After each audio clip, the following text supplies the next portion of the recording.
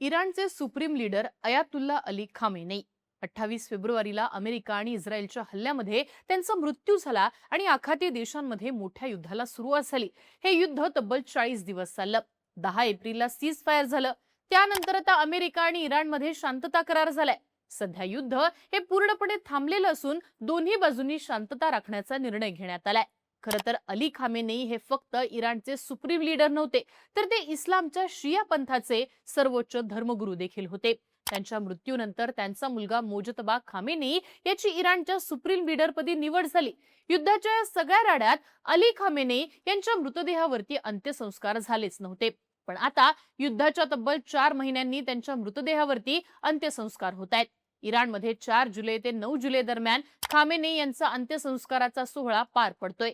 या अंत्यसंस्काराला लाखोंची गर्दी होतीये, पण धक्कादायक म्हणजे या अंत्यसंस्काराला अली खामेनेई यांचा मुलगा मोजतबा खामेनेई हे उपस्थित नाहीयेत। त्यामुळे आता वेगवेगळ्या चर्चा चालू झाल्यात। मोजतबा खामेनेई वडिलांच्या अंत्यसंस्काराला का उपस्थित नाहीयेत असे प्रश्न विचारले जात आहेत।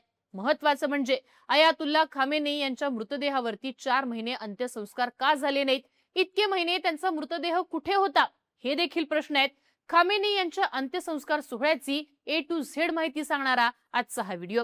नमस्कार, मी आरती आणि तुम्ही बघताय बोल व्हिडिओ। सगळ्यात आधी अयातुल्ला खामेनेई यांच्या अंत्यसंस्काराविषयी माहिती जाणून घेऊयात।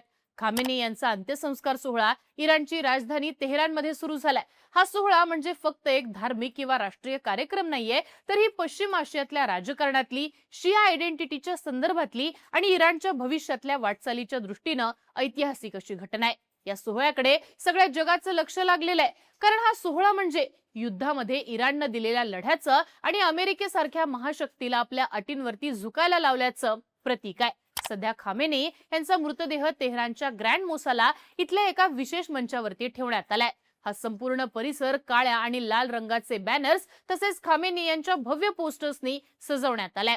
त्यांच्या शवपेटीवर मशहद इथल्या इमाम रजा दर्ग्याचा प्रसिद्ध लाल ध्वज देखील पांघरण्यात आलाय। शिया परंपरेत लाल ध्वज हा बलिदान आणि सुडाचं प्रतीक मानला जातो, तर काळा रंग हा शोकाचं प्रतीक आहे। लाल ध्वज हा 7व्या शतकातल्या करबालाच्या लढाईत पैगंबर मोहम्मद यांचे नातू इमाम हुसेन यांनी दिलेल्या हुतात्म्याचं प्रतीक आहे। शिया समुदाय हा इमाम हुसेन यांना अन्यायाविरुद्धच्या लढ्याचं सर्वोच्च प्रतीक मानतो। तज्ञांच्या म्हणण्यानुसार इराणी राजवट आता जनतेमध्ये भावनिक आणि वैचारिक एकता टिकवून ठेवण्यासाठी खामेनेई यांच्या मृत्यूला याच ऐतिहासिक आणि धार्मिक संदर्भाशी जोडण्याचा प्रयत्न करत आहे। अयातुल्ला खामेनेई यांचा अंत्यसंस्कार सोहळा ज्या ठिकाणी पार पडतोय तिथे सध्या अभूतपूर्व सुरक्षा व्यवस्था ठेवण्यात आली आहे। मुख्य प्रवेशद्वारांवरती मोठ्या संख्येने सुरक्षा कर्मचारी तैनात करण्यात आलेत। आत येणाऱ्या प्रत्येक वाहनाची कसून अशी तपासणी केली जाते। या सगळ्या परिसरात स्पेशल लायसन्स शिवाय कोणालाही प्रवेश नाहीये। इराणी सरकारच्या म्हणण्यानुसार तेहरानमध्ये 4 आणि 5 जुलैला अंत्यसंस्कार सोहळा पार पडेल। त्यानंतर 6 जुलैला तेहरानमध्येच एक भव्य सार्वजनिक मिरवणूक काढली जाईल। त्यानंतर 7 जुलैला इराणचं पवित्र शहर असलेल्या कोम इथं शोक मिरवणूक निघेल। 8 जुलैला ही अंत्ययात्रा इराणमधनं इराकमध्ये जाईल। इराकमधील नजफ आंतरराष्ट्रीय विमानतळावर अंत्ययात्रेचं अधिकृत स्वागत केलं जाईल। त्यानंतर इराकच्या नजफ आणि करबाला या शहरांमध्ये सार्वजनिक मिरवणुका काढल्या जातील। शेवटी 9 जुलैला खामेनेई यांचा मृतदेह इराणमध्ये परत येईल आणि इराणच्या मशहद शहरात अंतिम मिरवणूक निघेल। तिथं इमाम रजा यांच्या दर्ग्याजवळ अली खामेनेई यांना दफन केलं जाईल। इराणी मीडियाच्या म्हणण्यानुसार खामेनेई यांची शेवटची इच्छा इमाम रजा यांच्या समाधी स्थळाजवळ दफन होण्याची होती। त्यांची ही इच्छा पूर्ण होणार आहे। इमाम रजा हे इस्लामच्या शिया पंथाचे 8वे इमाम होते। त्यांची वाढती लोकप्रियता पाहून तत्कालीन शासकानं त्यांना विष देऊन ठार मारलं होतं। ज्या ठिकाणी इमाम रजा यांना दफन करण्यात आले ते ठिकाण पुढे मशहद म्हणजे शहीद होण्याचं ठिकाण म्हणून ओळखलं जाऊ लागलं। आज मशहद हे इराणमधलं दुसऱ्या क्रमांकाचं सर्वात मोठं शहर आहे। शिया मुस्लिमांसाठी मशहद हे मक्का, मदिना आणि करबाला यांच्या बरोबरीचं अत्यंत पवित्र तीर्थक्षेत्र आहे। आता तिथंच खामेनेई यांना दफन केलं जाणार आहे। त्यांच्यासोबत त्याच हल्ल्यात मृत्युमुखी पडलेली खामेनेई यांची मुलगी, जावई, नात आणि मोजतबा खामेनेई यांची पत्नी यांचे मृतदेह सुद्धा तिथंच दफन केले जातील। खामेनेई यांच्या अंत्यसंस्काराला सकाळपासूनच हजारोंच्या संख्येने लोक जमा झालेले आहेत। काळे कपडे परिधान केलेले हे लोक हातामध्ये झेंडे आणि बॅनर घेऊन आलेले आहेत। शिया परंपरेनुसार अनेक लोक छाती बडून शोक करताना देखील दिसून येत आहेत। इतकंच नाही तर इराक, अफगाणिस्तान आणि पाकिस्तानमधनं मोठ्या संख्येने लोक इराणमध्ये येत आहेत।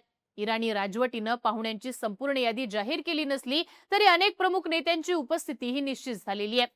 या सोहळ्यामध्ये भारताचं प्रतिनिधित्व बिहारचे राज्यपाल सय्यद अता हसनैन आणि परराष्ट्र राज्यमंत्री पवित्र मार्गेरिटा हे करतायत।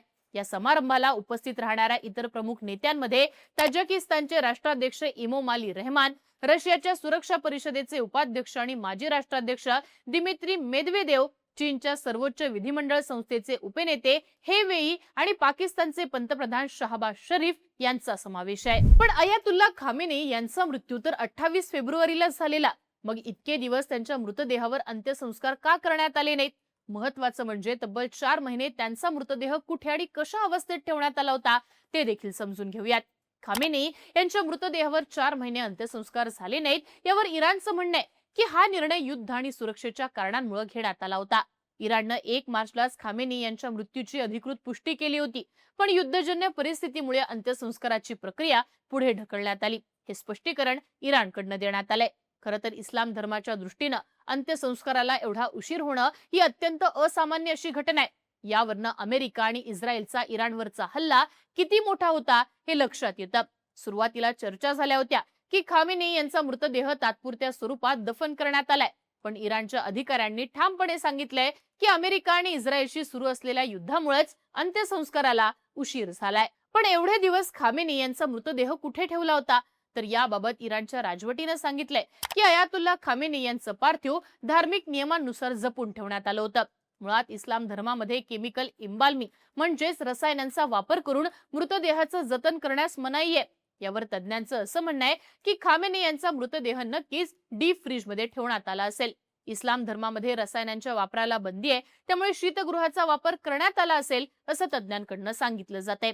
इथं लक्षात घेण्यासारखी गोष्ट म्हणजे शियापंथीयांमध्ये अपवादात्मक प्रकरणात अंत्यसंस्काराला उशीर होणं आणि मृतदेहाचं जतन करणं याला परवानगी आहे। त्यातही जर मृतदेह शिया पंथाच्या सर्वोच्च नेत्याचा असेल तर ही परवानगी मिळणं फारसं अवघड नाहीये। तसंही इराणच्या फॉरेन्सिक शवागारात आधीच अनेक महिने मृतदेह ठेवलेले असतात, त्यामुळे सर्वोच्च नेत्याचा मृतदेह 4 महिने जतन करून ठेवणं ही घटना सामान्य मानली जाते। आता अयातुल्ला खामेनी यांच्या अंत्यसंस्कारातली सगळ्यात चर्चेतली घटना आहे ती म्हणजे त्यांचा मुलगा आणि इराणचे नवे सुप्रीम लीडर मुज्तबा खामेनी यांची या सोहळ्याला असलेली अनुपस्थिती। मुज्तबा खामेनी हे वडिलांच्या अंत्यसंस्काराला उपस्थित राहणार नाहीयेत, यावरूनच वेगवेगळ्या चर्चांना उधाण आलंय। मुज्तबा खामेनी जिवंत आहेत की त्यांचा देखील मृत्यू झाला अशा चर्चा होतात। आता यावरती इराणच्या राजवटीचं नेमकं काय म्हणणं आहे ते देखील पाहूयात। तर इराणच्या सुप्रीम लीडरचे प्रतिनिधी अयातुल्ला हकीम इलाही यांनी याबाबत बोलताना म्हटलंय की मुज्तबा खामेनी हे अयातुल्ला खामेनी यांच्या अंत्यसंस्काराला जाहीरपणे उपस्थित राहण्याची शक्यता फार कमी आहे। हा निर्णय पूर्णपणे सुरक्षेच्या कारणास्तव घेण्यात आल्याची माहिती त्यांनी जाहीर केली आहे। खरं तर अलीकडेच इस्रायलचे संरक्षण मंत्री इस्राईल काट्स यांनी मुज्तबा खामेनी यांच्या हत्येची धमकी दिली होती। यावरती इराणने देखील तीव्र अशी प्रतिक्रिया देत कठोर उत्तर देण्याचा इशारा दिला होता। अयातुल्ला खामेनी यांच्या मृत्यूनंतर आता इराणला मुज्तबा यांच्याबाबत कुठलीही रिस्क अजिबात घ्यायची नाहीये। हकीम इलाही यांनी सांगितलंय की मुज्तबा खामेनी यांची स्वतःची लोकांसमोर येण्याची इच्छा होती। तसंच अयातुल्ला खामेनी यांच्या अंत्यसंस्काराच्या वेळी प्रार्थनेचे नेतृत्व करण्याची देखील त्यांची तीव्र अशी इच्छा होती, पण इराणच्या सुरक्षा यंत्रणांनी त्यांना यासाठी परवानगी नाकारलेली आहे। असं करणं अत्यंत धोकादायक आहे। मुज्तबा यांना पुरेशी सुरक्षा व्यवस्था देणं शक्य होणार नाही असं कारण मुज्तबा यांना सुरक्षा यंत्रणांनी दिलं, त्यामुळे मुज्तबा यांनी अंत्यसंस्काराला न येण्याचा निर्णय घेतलाय असं इराणकडनं म्हणण्यात आलेलं आहे। आता या सगळ्यात मुज्तबा खामेनी यांच्याबाबत नेमक्या काय चर्चा होत आहेत ते देखील पाहूयात। तर अमेरिका आणि इस्रायलच्या ज्या हल्ल्यामध्ये अयातुल्ला खामेनी यांचा मृत्यू झालाय त्याच हल्ल्यात मुज्तबा खामेनी हे सुद्धा गंभीररित्या जखमी झाले होते। इराणी मीडियाच्या माहितीनुसार हल्ल्याच्या वेळी मुज्तबा बागेत फिरायला गेले होते। या हल्ल्यात त्यांना अनेक गंभीर दुखापती झाल्यात, पण ते अवघ्या काही सेकंदाच्या फरकानं मृत्यूच्या दाढेत न वाचले। पण तेव्हापासून मुज्तबा यांच्या प्रकृतीबाबत अनेक वेगवेगळे दावे केले जातात। इराणच्या सरकारनं वारंवार दावा केलाय की मुज्तबा यांना फक्त किरकोळ दुखापत झाली होती। इराणच्या आरोग्य मंत्रालयानं मे महिन्यात सांगितलं होतं की मुज्तबा यांना फक्त 1 ते 2 टाके घालण्याची आवश्यकता होती। त्याचवेळी एका अधिकाऱ्याने असं सांगितलं होतं की मुज्तबा यांच्या गुडघ्याला आणि पाठीला किरकोळ दुखापत झाली होती आणि ते आता पूर्णपणे बरे आहेत। मुश्तबा यांच्या ऑफिसमधल्या एका वरिष्ठ अधिकाऱ्यानं जून महिन्यात असं जाहीर केलं होतं की त्यांची प्रकृती ही उत्तम आहे. पण दुसरीकडे वेस्टर्न मीडिया आणि अमेरिकन अधिकाऱ्यांनी मात्र वेगळेच दावे केलेले आहेत. प्रतिष्ठित न्यूयॉर्क टाइम्सनं मार्च महिन्यात दावा केला होता की मुश्तबा खामेनी हे अत्यंत गंभीररित्या जखमी झालेले आहेत. त्यांच्या चेहऱ्यावर गंभीर भाजल्याच्या खुणा आहेत. त्यांच्या हातावर शस्त्रक्रिया झाली आहे आणि पायाला सुद्धा दुखापत झाली आहे. हा दावा न्यूयॉर्क टाइम्सने केला होता. एप्रिलमध्ये न्यूयॉर्क टाइम्सनं आणखी माहिती अशी दिलेली की मुश्तबा यांचे ओठ आणि चेहरा गंभीररित्या भाजले होते. त्यांना बोलताना त्रास होत होता आणि त्यांना प्लास्टिक सर्जरीची आवश्यकता होती. या संदर्भातला सगळ्यात धक्कादायक दावा 7 जूनला इराणच्या असेंब्ली ऑफ एक्सपर्टचे सदस्य सय्यद अहमद खतामी यांनी केला. त्यांनी सांगितलं की मुश्तबा यांच्या पायाला झालेली दुखापत इतकी गंभीर होती की डॉक्टरांना कदाचित त्यांचा पाय कापावा लागला असता. पण डॉक्टरांच्या प्रयत्नांमुळे शेवटी पाय वाचवता आला. आता या सगळ्या परिस्थितीवरून हे लक्षात येत आहे की मुश्तबा यांना झालेल्या दुखापती ह्या नक्कीच किरकोळ नव्हत्या. महत्वाचं म्हणजे 28 फेब्रुवारीच्या हल्ल्यात जखमी झाल्यापासून मुश्तबा खामेनी आजपर्यंत एकदाही सार्वजनिकरित्या कुठेही दिसलेले नाहीयेत. इराणच्या सरकारी मीडियानं किंवा खासगी मीडियानं सुद्धा मुश्तबा यांचा कोणताही नवा फोटो, व्हिडिओ फुटेज किंवा ऑडिओ सुद्धा जाहीर केलेला नाहीये. मुश्तबा हे मागच्या 4 महिन्यांपासून फक्त लेखी स्टेटमेंटद्वारे इराणी जनतेशी संवाद साधतायत.